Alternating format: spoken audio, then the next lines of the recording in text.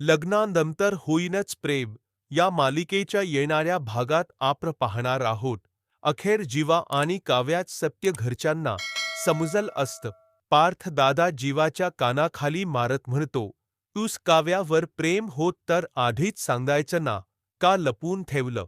कर बाबा सुद्धा म्हणतात, आज तुझ्या अशा वागण्यामुळे दोन मुलींची आयुष्य बर्बाद झाली आहे.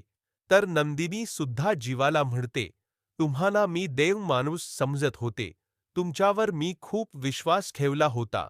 कारण सगळ्यांनी साथ सोडली तेव्हा तुम्ही मला आधार दिला होता आणि मला तुमच्याकडे बघायची पण लाज वाटत आहे. का असं वागला तुम्ही? जीवा सर्वांची माफी मागू लागतो. पर कोणच त्याच ऐकून घेत नाही. शेवटी जीवा स्वप्नात जागा होतो. पर जीवाला पडलेलं हे स्वप्न पुढे जाऊन खरं होणारच आहे. कारण कधीच सत्य लपवून राहणार नाही. ते कधी ना कधी बाहेर येईलच. तेव्हा जीवा कोणते टोकाचं पाऊल उचलणार आणि तेव्हा काय महाभारत घडणार हे पाहणे रंजक असणार आहे. पुढील भागाचे प्रोमो सगळ्यात आधी बघण्यासाठी आत्ताच आपल्या यूट्यूब चॅनलला सबस्क्राईब करा.